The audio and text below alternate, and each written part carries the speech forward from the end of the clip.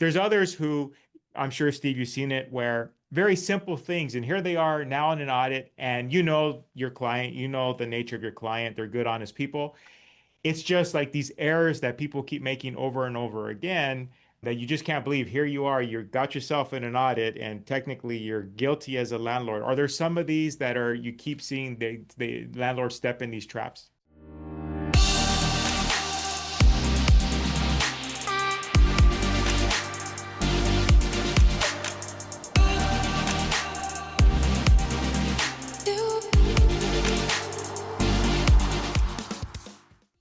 Hi, this is Kris German, and welcome back to the Apartment Dealer Show.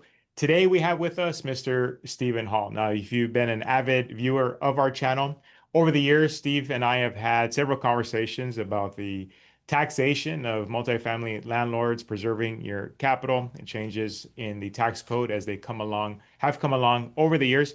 Steve's here with us today to inform us about the big, beautiful tax bill. What does it mean to local Southern California multifamily landlords, as well as we'll revisit some of those topics that oftentimes landlords miss, or they're missing opportunities to preserve their rents, preserve their cash flow, maximize their tax write-offs, and everything in between. Steve has been a practicing real estate accountant now for 3 decades, has much experience under his belt, works with individuals from average net worth to very high net worth. So no matter the size of your real estate portfolio, Steve is more than equipped to be able to assist you. So with that, help me welcome Mr. Stephen Hall. Steve, welcome back to the show. Thank you, Kris. Thanks for having me today. I'm really excited to be here. Now, of course, we know each other because many years we got together in your office, Robert Hall and Associates in Glendale. Now you live in the sunny state of Florida. How are things in Florida? Oh, things are lovely in Florida. In fact, I remember the first time I met you, Kris, I think it's before you had your first child, now that I think about it, many We years actually ago. had a couple. We had a couple children, and so now we're several later. But yeah, you're in Florida. I'm sure you're rushing to come back to California, given all our great policies here, and it's very friendly to investors. I'm sure you want to come back, right? Oh, absolutely. In a heartbeat. I'm telling you, it's unfortunate to see how the local government agencies just want to dictate rent control and dictate what you can build, what you can't build. It's unfortunate because it's just gonna slow down the California economy over time. Yeah, many blunders we could go over, but let's dig into what Trump coined his big, beautiful tax bill. So let's start with the obvious. What are the key highlights of this recently passed bill, and what aspects of it should landlords pay attention to? So great question. So the key highlights is Trump has, I'm going to go through a checklist, but just to give you an overview. The 100% bonus depreciation is back, which is very exciting. So what that means is if you want to take it, if you buy an asset and you're a real estate professional and you want to deduct more than 3% of your property per year, there's an opportunity. We could accelerate a big portion of that building all in 1 year. And that just came back because we have a president that understands real estate, understands the value of depreciation for landlords. Because in a normal world, you buy a building and you would depreciate it over 27 and a half years, correct? Correct. Okay, so now we can squeeze that. And essentially, uh, that would be done through, which I know we're going to dig into, but a cost segregation, right? That's how you would create the math in order to take the depreciation. Correct. Should I share my screen and show a visual of what we were just talking about verbally? Sure. With an example, if you bought a rental property for $1 million with 200,000 down payment, here's how the breakdown works. For the first year, under 27 and a half years, you would only get a $29,000 deduction, which means you would save 10,000 in taxes. However, if you do a cost segregation study, you see that number of 318. Hmm. That's an example of what we would be able to deduct in the first year, which would save you over 100,000 in tax versus this example of only 10,000 in tax, because we're able to accelerate these items that are subject to bonus depreciation.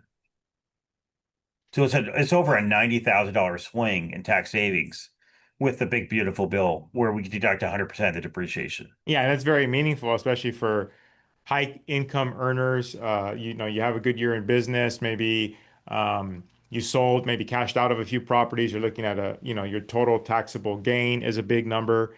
And there's other situations where Totally. you might take this bonus depreciation. But yeah, it's a huge difference in terms of the amount of the write-off. Big time. Big time. So that's why I wanted to articulate that for all the viewers. So that is going to be a big bonanza for folks to buy additional real estate just because of that bonus depreciation bill, line item that was passed in the big beautiful bill. Yeah, and we have videos that live on our channel here if you're curious about a cost segregation study. Steve and I won't get into that now, but I've ran a couple interviews. We discuss all that, so we'll put a link here, put it in the show notes. You can go back to those other videos and to learn all there is to know about a cost segregation study. That's what your accountant will need in order to process this additional tax savings. So from a landlord's perspective, the bill just passed. Are there any, and here we are in the recording of this video, we're here in July, nearly August. Are there any immediate actions that landlords should take in light of this passage of the new tax bill? From a tax bracket perspective, Congress was talking about raising the tax rates. So the good news is you're going to see that the tax rates are permanent and they're not going to raise the tax rate. So that's good news for starters. But there is no action item there, so we don't have to worry about that. If you are over 65 years of age, there's an additional $6,000 deduction available for folks that are over 65. So if you're over 65, you'll automatically get that tax savings. As far as child care credit, if you take care of your children or have someone taking care of your children while you're working, they increase the credit from 35% to 50%, Wow. which is a big substantial savings. And what's even more impactful is if you're a business owner and you provide childcare for your employees, they're willing to reimburse you up to 40% of the cost of childcare for your workforce as a credit. So they'll reimburse you. So the government's waking up, realizing that it's important to support the family and to have folks have additional children, but they realize people are not having kids, as many kids as they would want, desire, because of the cost of living and the Mhm. cost of childcare. So they're trying to create tax incentives and tax credits to increase the childbirth rates. So that's a very positive sign because for landlords, in 18, 20 years, the more birth rates we have, the more tenants you're going to have in the future. So we definitely want to see an uptick and birth rates, which will help you in 20 years for your buildings that you own. In terms of caps, so prior to 2025, the cap was $10,000. What that means if you were owning a home and you paid, let's say, $8,000 in property taxes and 20,000 in state income tax, the government capped what you deduct under that window of only $10,000. Now, keep in mind, there's no cap if you own rental real estate. Any property tax you pay as a landlord is fully deductible. So you don't have to Mhm. worry about that. But I'm just talking about your primary residence property tax as well as the state tax that you would pay. The good news is now you're allowed to claim up to 40,000. Too many percentages to hear in my head today. So Mhm. you're allowed to deduct 40,000. That's the cap, not 10,000. You're spot on, Chris. So it's 40,000 now. So which is a reasonable amount because if you figure, let's say you have a property tax bill of 20,000 a year and you're spending 10,000 in California, you're now going to achieve the benefits of deducting all that property tax you've been paying for your home as well as the state income tax. So that's about time they finally raised that ceiling to a reasonable amount. So that's good news. For a primary residence, they kept the cap at $750,000. So if you buy a home, another primary residence, and your loan balance is over 750, let's say your loan balance is 1.5 million. And you have 100,000 in interest you pay for the year on 1.5 million, the government's only going to allow you to deduct 50% of that loan because it's 750 of the 1.5 million is deductible, or 50% of the 100,000, which is $50,000. So Mhm. they're capping that only for primary residents. But if you buy a rental property and you have a $1.5 million loan on the rental and you pay 100,000 in interest, 100% of that interest you pay on that loan will be deductible. So that did not change. I'm sure we all heard on the Chris. I did hear about on the news that Congress wanted to allow people to deduct their automobile interest for their Right. car. Hmm. So here's what they did. In the past, automobile loans were not deductible. Today, you can claim up to $10,000 of interest on a loan on any new car that was purchased after December 1st. And it only applies to new vehicles that are assembled in the United States. So if you're going to buy a car and you want to deduct the interest and you do not have a business or a corporation, um, you can only deduct that interest if it's from a US made final assembly. So when you go to your auto dealer to buy a car, make sure that you ask them that it's assembled in the US to qualify for that interest deduction. Now, is that different for, say, a business owner, if if you have like an S corp, something like this, when it comes to the interest write-off? Yeah, it's very different. If you're an S corp owner, you're going to be able to deduct the interest regardless of where the car Regardless, is right? made. Okay. Okay, I thought so. So this is so if, for example, let's say you're a landlord and one of your kids or grandkids is going to buy a car and then you pay them a salary for managing your real estate. They can deduct the interest on their car on their own tax return for for borrowing money from an auto manufacturer lender as long as the final assembly is done in the US. Wow. So that's how why I wanted to articulate that. Yeah, Now, a lot of things here to bolster the economy for sure.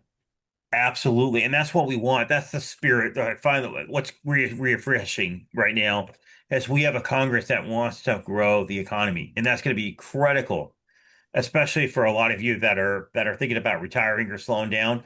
We need an economic growth engine so that way you can continue to see your retirement funds grow. Because if it doesn't grow, you're going to have to spend less. If you spend less, the economy will slow down. So it's Hmm. really important to stimulate the economic engine here, which they're clearly doing. Now, one area that we've never touched bases on, Chris, in the past that has come up more often, unfortunately, is wildfires. Hmm. I'm sure we all have clients that were impacted by the fires that Sure, occurred sure. the last 2 years. Well, the government calls it casualty losses, where they're limited to federally declared disaster zones in 2025. Well, now Congress has stated that casualty losses are permanently limited only to federally declared disasters and certain state declared disasters. This is a key point because in some cases, it may be a state disaster like a small wildfire, but the federal government won't acknowledge the wildfire Hmm. or disaster. And we want to be able to deduct the losses you have to spend to upgrade the property because of the disaster. Well, now my hands are not tied. If the state declares it as a disaster zone, even though the federal government will not declare it a disaster zone, I can now deduct the losses from the fire or from the disaster without Right. having to deduct it over a period of 30 years. I can expense it in the year the disaster occurs. So that's Yeah. the key. Very important for, Like you said, it's very meaningful, especially in light of, we had the fires here in Altadena and Palisades. And unfortunately, one can assume it will happen again because the state doesn't get in, do what they got to do. So it's meaningful to folks for sure.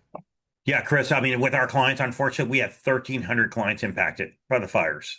Wow. And I will tell you, the when you think about a fire, you think your home burned down, or you think that you lost everything. The problem is what we're forgetting is there are people that are impacted where their home is still standing, but they don't have utility services. They don't have sewage services because all of that got destroyed during the fire. Or they're home standing, but they have smoke damage. So Hmm. now they have to throw away every clothing item, every furnishing, including porous tile, because the smoke will absorb all of that harmful contaminants. Right. So now they have to buy new furniture, buy new clothing, and upgrade their cabinets or any woodwork that they would have had that would have been porous from the smoke. The reason why I'm bringing this up is because we've talked about this in the past, is making sure you have proper insurance. The biggest problem I'm facing right now with our clients is they were not properly insured. They were underinsured. And if there's anything you want to walk away with when you're dealing with disaster, talk to your insurance carrier. Make sure you have proper insurance coverage. Because I can't tell you how many families we're dealing with where they're 100,000 out of pocket because of the fire, where the insurance company did not cover 100% of the claims. They still have to come out of pocket for the furniture and for clothing. They lost all their clothes, so they have to buy a whole new wardrobe. And if you have a family of five, that adds up pretty Oh quick. yeah. Yeah, I can't. I cannot imagine. Yeah, and like you said, unfortunately, I've ran into clients as well. They were underinsured. Even the loss of multifamily properties where they know they won't be able to. They're not going to get the full replacement costs of the properties, and they're going to have to come out of pocket to build. And yeah, it's a sad situation. Yeah, and that client example, what happened with the loss? I mean, what was the insurance policy showing as the replacement cost value? I forget how much he shared with me that it was several $100,000 that, and luckily he's an individual that has it, but not everybody does. But it fell quite short in terms of the coverage, and I think it's also more of a reflection of the cost to build today and just things being that much more expensive. That when originally when you get these policies, it might have made sense a decade ago, where now those numbers fall short. Exactly. That's why I was asking that question because a lot of us just renew the policy without reading the fine print about what the coverage is. Because the last 5 years since COVID, would it be fair to say inflation has costs of services and goods have gone up at least 30, 40%? Oh, at least. Absolutely. So the moral of the story with what you're saying, Kris, I want to make sure every listener is right. If you're listening to this, write this down. Call your insurance carrier tomorrow or tonight and review your replacement cost of the policy. Because their odds are if you have the same insurance agent for the last decade, they may be using pricing replacement costs from 2019 or 2018 on that policy. You got to update those coverages. Hmm. So it's important. Okay, so charitable deductions. In the past, prior to 2025, you had to itemize your deductions. So in other words, you had to have at least 15,000 in charity deductions in order to deduct a penny. And starting in 2026, Congress allows up the first 1,000 of donations to charity to be deductible, regardless if you itemize or not, as well as $2,000 for married individuals.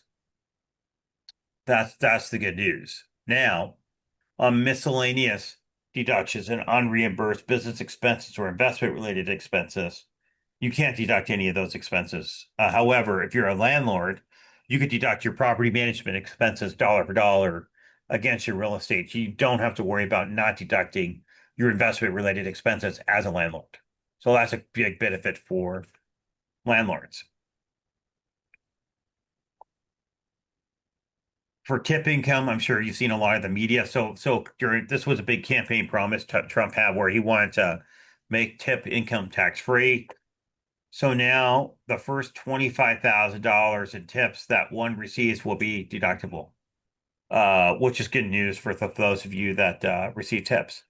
Overtime pay. For example, those of you that are working uh, first responder type services such as healthcare, nursing, law enforcement, or firefighting, the first $25,000 of overtime may be deductible, and it's phased out based on how much income you have. So we'll see how much of an impact that really has.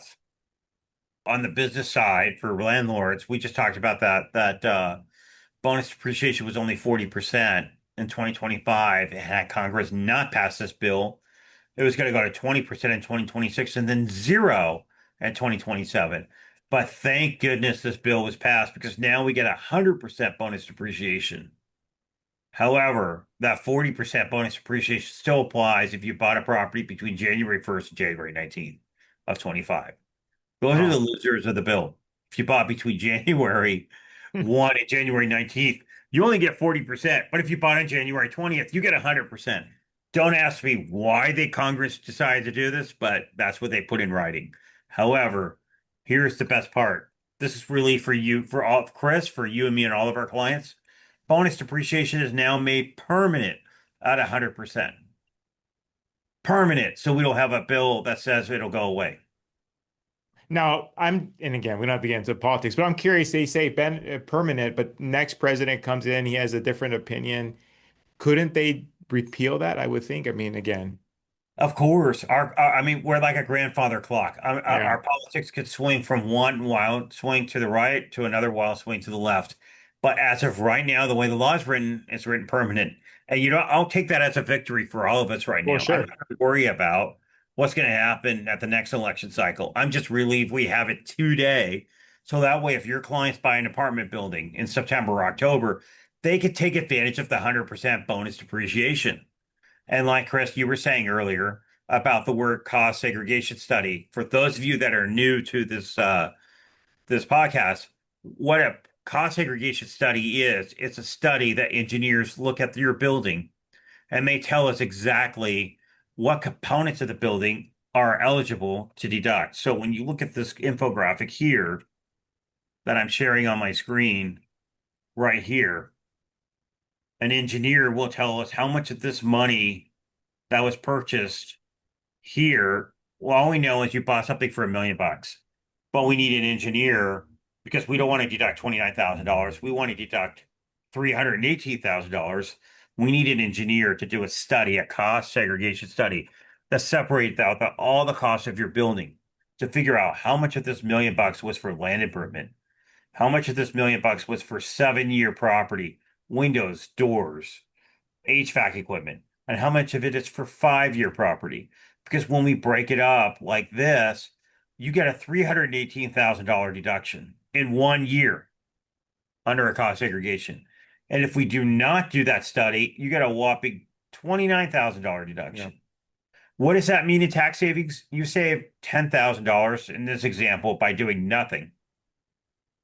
And if you do something like a cost segregation study, you'll save $117,000.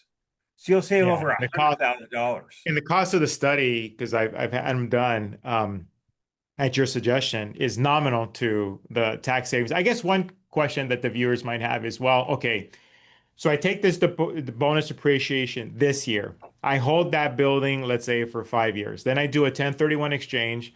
I move into something larger. Well, now I've eaten up a good amount of the depreciation that I could take on the new bill. Is there another way to frame that? And not a new bill, on the new building, I should say, on the new building. Yeah, so if you when you roll into the next building, we have to reset the clock on how much of that depreciation you take. So for example, if you sold the building for $1 million, you already took $300,000 worth of depreciation. And you have 500 grand or 18,000 a year because we already took all this depreciation. Mhm. What will happen is if you buy another building for $1 million, we're gonna have to redo the cost egg on this $500,000 portion to see how much of this is really 100% for these buckets Got it. to accelerate even more of the funds on a pro rata basis.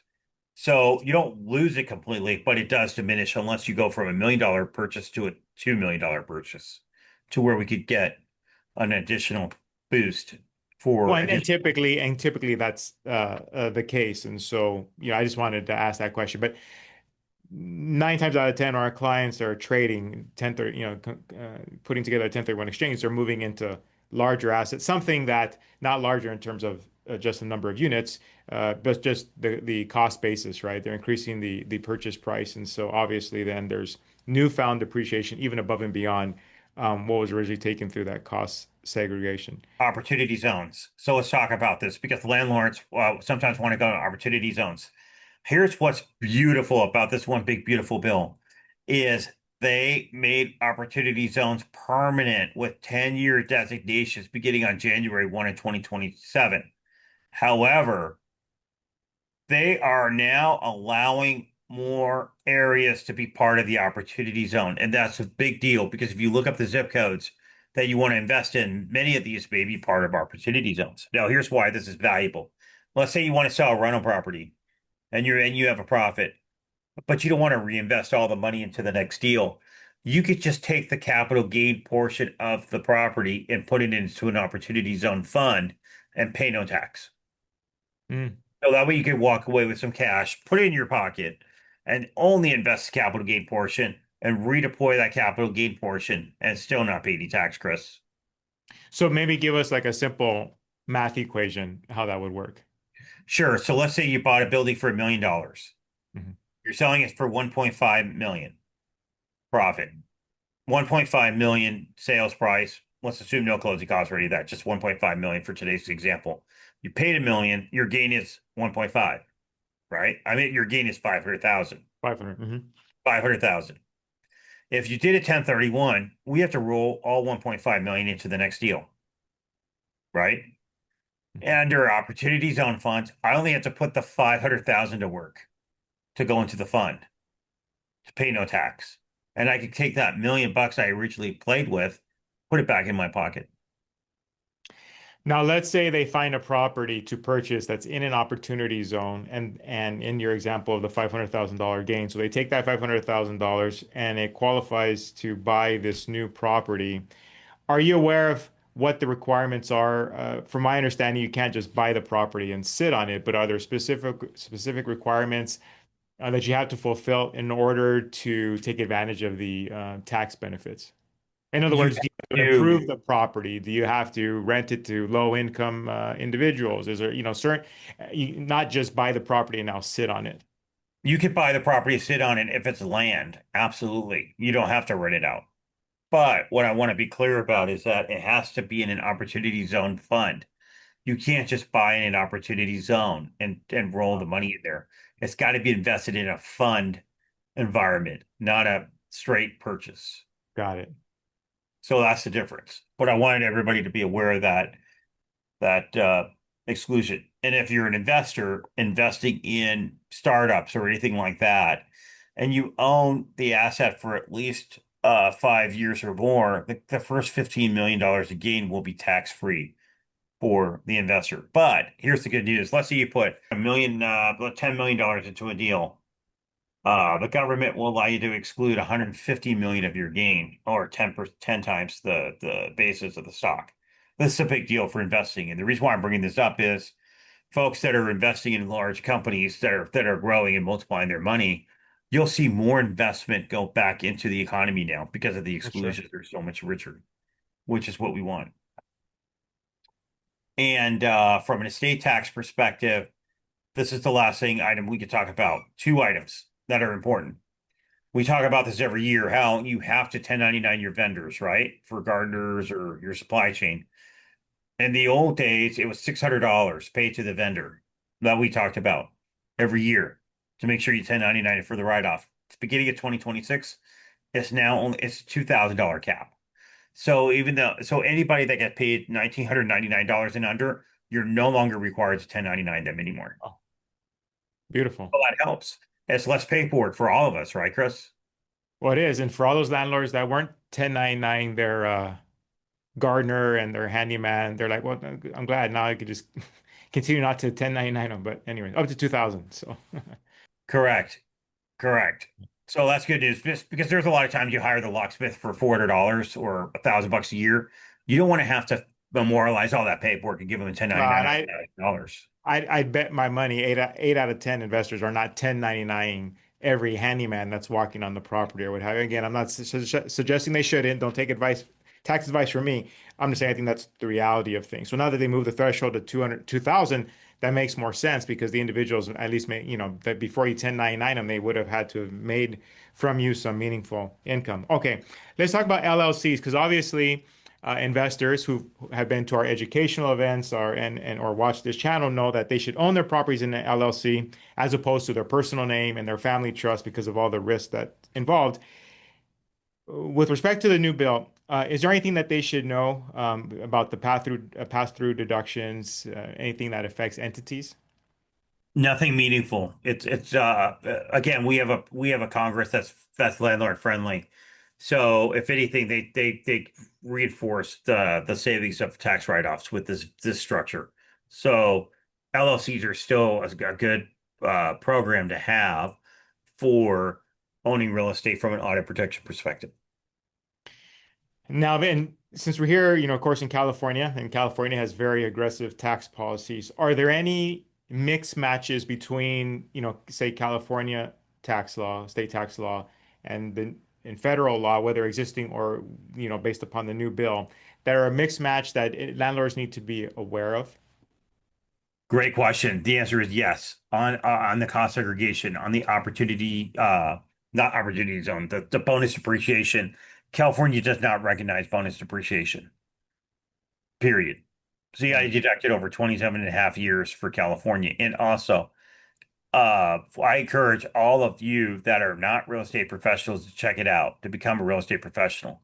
What those rules entail is you spend over 50% of your time in real estate and over 750 hours a year in real estate. Because if you have those two items checked off your box, you get to deduct 100% of the losses from your real estate, regardless of income, to lower your income, your tax liability. But California could care less. They do not recognize that rule. So therefore, they'll limit how much of a loss you could deduct from your real estate against your other source of income in California. Now, in terms of, so your average landlord says, okay, I want to be a real estate professional. Aside of just logging their hours, is there any other checkbox to qualify? That's it. They got to log their hours for at least 750 hours, and they have to spend over 50% of their time in the area of real estate, 50% of their work time in real estate. Got it. Now, the ugly word audit. Everyone's fearful of an audit. And a few years ago, of course, there was this talk about, hey, they're going to hire more agents and they're not going to sit around twiddling their thumbs. They're going to definitely start going through, everyone's numbers and see how things pan out. And you could become the victim of an audit. Any truth to that? What's the reality of that? And then also the difference of if I own my real estate as a personal individual versus, say, an LLC, does that increase or decrease the likelihood of an audit? Great question, Chris. So I'm going to answer the second question first on LLCs. If you have a two-member partnership LLC with real estate versus a piece of rental property in your social security number, your chance of an audit under your name or your social security number is 1 out of 45. Your chances of an audit under a partnership LLC is 1 out of 400. Oh, So which way would you rather go? right. The LLC route, right? As a Right. partnership. Now, statistically speaking, right now, audits are at a record low with the IRS because Trump defunded the IRS, and with Doge, they're trying to disband a big, large federal agency workforce. So right now, the IRS is going through a coping and organizing structure to reorganize internally and get more efficient with their processes and procedures internally. So as a result, everything is backlogged with the IRS right now. And just staying on this idea of an audit, just one more question here. So obviously, like tax evasion's tax evasion, right? And if people that are just knowingly and willfully, avoiding tax, right? But then there's others who I'm sure, Steve, you've seen it where very simple things, and here they are now in an audit, and your client, the nature of your client, they're good, honest people. It's just like these errors that people keep making over and over again, that you just can't believe. Here you are, you got yourself in an audit, and technically you're guilty as a landlord. Are there some of these that are you keep seeing the landlords step in these traps? Well, the number one trap is they don't 1099 their vendors. Number two, that's more of an insurance thing. They got to have general liability insurance or workman's comp insurance. So that way, if somebody falls on their property, they're protected from the workforce. Hmm. I know it's not relating to audits, but that's important. And number three, with artificial intelligence, well, here's a crazy question, Chris. How often is AI used in your life and your kids' lives nowadays? Oh, everybody's using it from the simple to the more intricate. My kids, utilizing it in college to us utilizing it at the office, everywhere. Sure. So what do you think? Do you think the government's using AI now for their Oh, well, sure. They're computer sending system? your tax returns and saying, have it look for these obvious XYZ things, and boom. So could you program an AI software to find out what the average rent should be in a zip code versus what you're reporting on your tax return? Oh, sure. Yeah. So the moral of the story is those landlords need to report their deposits properly, or don't think you could just collect cash anymore and put it in your pocket. You just report the income you make, because with AI, they're going to know very quickly if you're underreporting your income. No, I didn't even think about that. Well, and there's plenty again, we know, especially, we're here in Southern California, certain neighborhoods are more likely to pay in cash, I'll leave it at that. And so landlords see that as an advantage. But to your point, yeah, they're going to know, the information's out there. They're going to know very quickly what you typically should be collecting. Yeah, so the more just report the income. Don't make it complicated, Yeah. because Yeah. otherwise the IRS will charge an underreporting penalty, and that penalty could be greater than the tax you're not reporting. Now, aside of the cost segregation, which probably, for those watching, that is the biggest key component, and it was a few years ago when we had the bonus depreciation prior as well. Aside of that, any other key deductions or things that you say like, well, I'm surprised that these operators didn't know that they could write off this or they should approach it this way. Any other tips of the trade? Yeah, so any expense you have that's ordinary and necessary to run your real estate business, it's a tax write-off. So your car, your gas, your cell phone, that's all deductible categories for to run your business as a landlord. And if you're a property manager managing your own real estate portfolio, you got to look at where you're spending the money between the car insurance. We could potentially do a portion of the home as well, the home office, etc. So that way you can deduct those expense a portion of the not all, but a portion of the overhead to lower your taxable income. So in an ideal world, you're a real you categorize yourself as a real estate professional. You have a room in the house that or a section of the house that is your home office, and you know the square footage, and you're taking a portion of your utility bills as a write-off as well from your home. Correct. And if you set it up properly, it works very well. And it's important to measure your home. So that way, if you have 1,000 square foot home and 100 square feet of the home is an office, you get to deduct 10% of the cost of operating that home. How about if you want to buy a $2,000 suit and it's because you like to show up in style to pick up your rents? Does that qualify? I love the way you think, but suits are not deductible. Not deductible. Very Not good. deductible. Excellent. Well, Steve, thank you. I'm glad that you were able to join us today. It's been some time, of course, now with you in Florida that you've actually been present. I try to beg every year to get you present for one of our live events, but I know the crowd appreciates you taking your time out today to be with us and share us information. If they're in need of a tax professional, or they're just curious, you know what? I wonder if my tax man knows everything that Steve shared with me today. How can they get a second opinion? I know that your offices offer that they can actually take last year's taxes, come into your office here in Glendale, not Florida, Glendale, and they can get a second opinion just to make sure that they are writing off everything they should and that their tax man's not making any missteps. Definitely, our offices are in Glendale, a few miles from where everybody's that's listening to this call, and they can go to roberthalltaxes.com, RobertHalltaxes.com, and you could call us on the number on that website or shoot us an email. My email is Stephen Stephen at roberthalltaxes.com, and we'll be more than happy to service you accordingly. And again, full transparency, Steve is my tax professional, but that's who I bring to you on our channel is those people that I believe in, not because Steve paid me a sitting fee today, but because again, it's somebody that I trust with my own assets and financial future, if you will. So, Steve, thank you again. We appreciate you, and we will talk soon. You're welcome, Kris. Thanks again.